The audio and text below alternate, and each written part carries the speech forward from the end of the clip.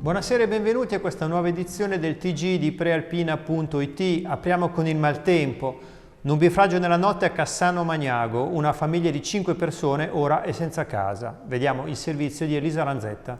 Mio marito è venuto alle 6:20 a prendere un documento e ha trovato qui i vigili del fuoco e le racconta della notte di pioggia tra mercoledì e giovedì, durante la quale a Cassano Magnago una famiglia composta da 5 persone ha dovuto lasciare l'abitazione all'ultimo piano della palazzina al Civico 1 di Via del Bo.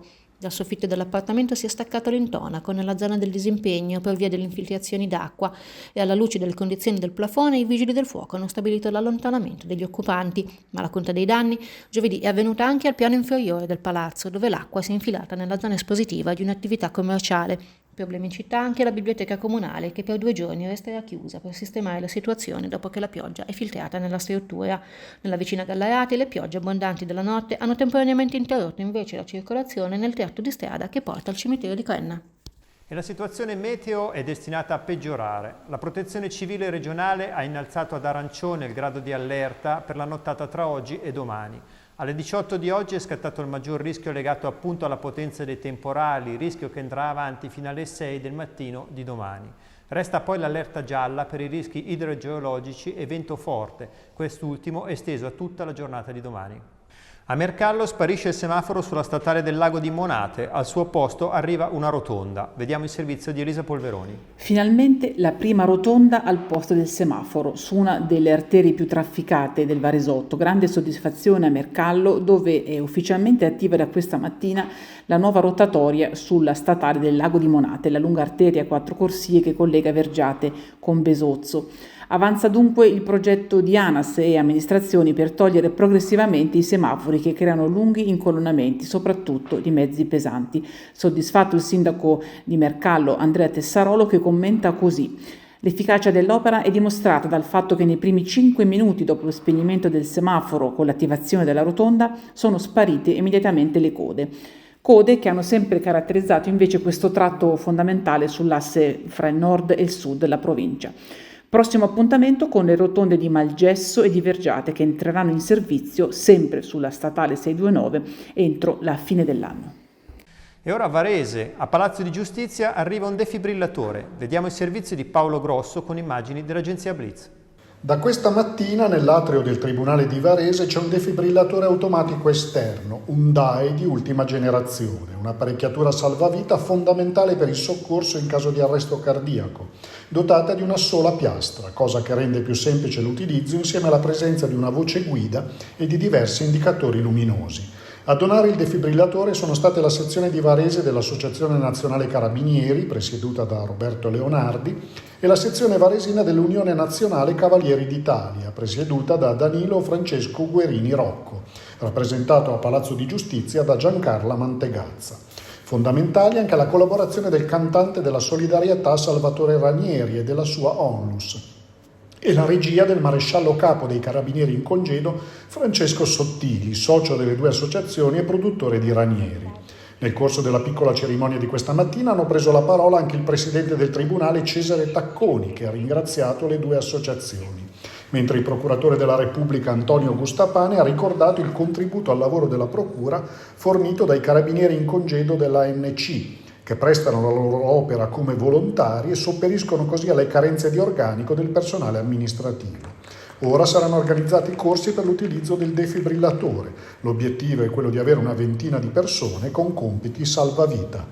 A Milano, Regione Lombardia assegna la Rosa Camuna al varesino Beppe Marotta, amministratore delegato dell'Inter. Il servizio della redazione. Sono onorato di ricevere questo premio, ha un significato molto profondo per me che sono nato a Varese, quindi nel cuore della Lombardia, e ricevere questo premio appunto è sinonimo anche di fidelizzazione tra me e il territorio. Mi sento molto grato e devo essere riconoscente alla Regione, ma soprattutto proprio al territorio che mi ha fatto crescere, mi ha fatto fare esperienza e mi ha fatto diventare prima uomo e poi anche professionista del mondo del calcio. In tutte le società in cui sono stato ho tratto veramente dei momenti di grande felicità. A Varese, dove sono cresciuto, in quel di Monza dove ho vinto dei campionati, in quel di Como, all'Atalanta e oggi all'Inter, dove si è coronato un percorso con la seconda stella e lo scudetto per la seconda volta. 2 settimane dopo la frana che aveva interrotto l'accesso alla valle, Bognanco non è più isolata. Vediamo il servizio di Marco De Ambrosis. Fine dell'isolamento per la Valle Bognanco. Procedono a pieno ritmo i lavori di realizzazione della bretella che permetterà di superare il tratto franato della strada che conduce a Bognanco. Dopo la posa del ponte provvisorio nei giorni scorsi, ora si sono anche conclusi gli interventi di realizzazione delle rampe che conducono alla struttura. La strada è stata asfaltata nella giornata di ieri, mentre oggi è iniziata la posa delle barriere.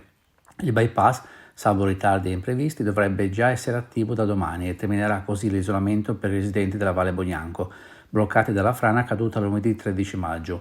Finora il collegamento con Domodossola avviene solo a piedi, lungo un sentiero che consente di superare il tratto interessato dallo smottamento.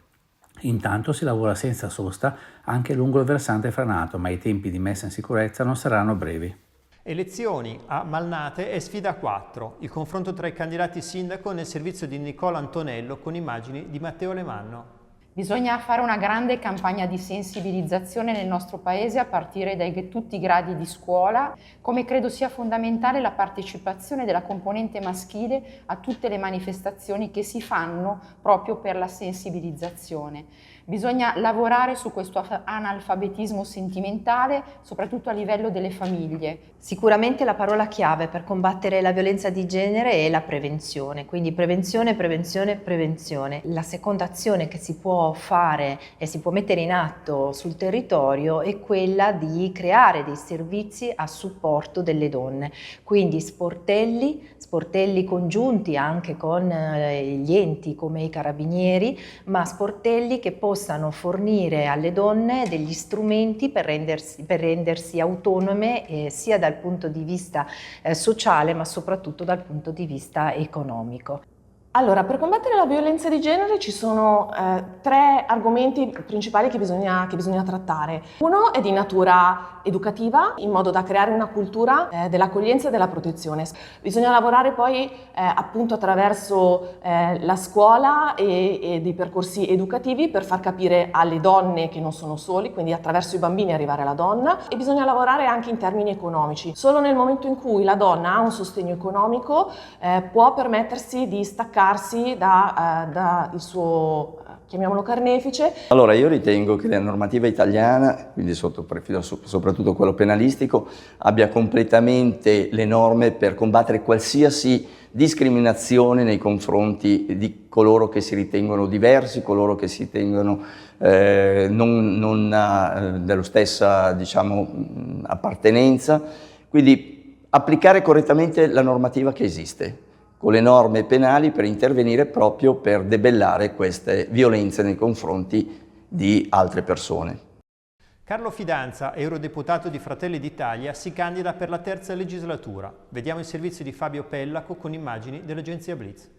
Carlo Fidanza, eurodeputato di Fratelli d'Italia, ricandidato per le elezioni dell'8 e 9 giugno. Quali sono gli obiettivi per questa nuova legislatura? Sarà una legislatura molto importante. Il primo obiettivo per noi di Fratelli d'Italia è portare il modello Meloni anche in Europa, cioè creare una maggioranza nuova, una maggioranza di centrodestra che mandi finalmente l'opposizione anche in Europa, la sinistra rossa, verde, gialla e arcobaleno, per riportare l'Europa più vicina ai cittadini. Basta eurofollie green, basta la debolezza che abbiamo sui grandi scenari internazionali, bastano le politiche delle frontiere aperte all'immigrazione incontrollata, serve un'Europa che cambi passo e che parli la stessa lingua del governo italiano. Ho incontrato molte imprese sia nell'ambito della manifattura che nell'ambito agricolo e la richiesta è la stessa, quella di riportare pragmatismo, concretezza nel percorso della transizione ecologica. Tutti quanti vogliamo naturalmente un ambiente più pulito da consegnare ai nostri figli, ma dobbiamo assolutamente preservare la sostenibilità economica e la competitività delle nostre imprese, che invece è stata fortemente sacrificata in questi anni proprio da questa ideologia green che ha pervaso tutte le più importanti norme di questa legislatura che si è appena chiusa. E ora passiamo la linea al collega Marco Raimondi per qualche anticipazione sui servizi in edicola domani. Grazie Luigi. Sul giornale di domani tanta politica, l'avvicinamento alle elezioni dell'8 e del 9 giugno e una vignetta di Claudio Cadei sulla sfida Meloni-Schlein. Vi farà sorridere. Annalisa Colombo poi racconta la serata al Maga su un anno di cultura con l'assessore regionale, la gallaratese Francesca Caruso. Come sempre ogni venerdì ci sono le pagine sul lavoro, con offerte e richieste, oltre al tema delle donne che hanno sempre più successo come libere professioniste. E infine Luigi Crespi spiega i motivi del braccio di ferro tra la storica Franco Tosi e il comune di Legnano in vista della discussione sul piano di governo del territorio. A chiudere la cultura. L'Estense Festival Menotti decolla domani dall'Excelsior. Il servizio di Diego Pisati. Il Recalcati come non l'avete mai vista, sabato alle 16:30, porte aperte, visita guidata, presentazione di un filmato d'epoca e di un libro. Questo è il ricco programma della prima tappa del Giro del Liberty, proposto da Serena Nardi nel suo Varese Estense Festival Menotti. Dopo il tributo reso a Dario Fo tra San Giano e Luino, la manifestazione riparte dunque dalla città giardino. Lo fa in compagnia di Elena Ermoli, valente guida storico-turistica, e Roberta Luccato, apprezzata scrittrice che gioca in casa con il giallo lo spirito dell'Excelsior delitti al Grand Hotel di Varese. Questo è stato Villa Recalcati per 40 anni, era albergo estralusso anche quando, nel 1909, ospitò i funerali di Don Carlos, duca di Madrid, come documenta lo spezzone di documentario proveniente dalla Cineteca della Catalogna che sabato sarà proiettato in anteprima nazionale. E questa era l'ultima notizia, l'appuntamento con il TG di prealpina.it torna domani alle 19. Una buona serata a tutti.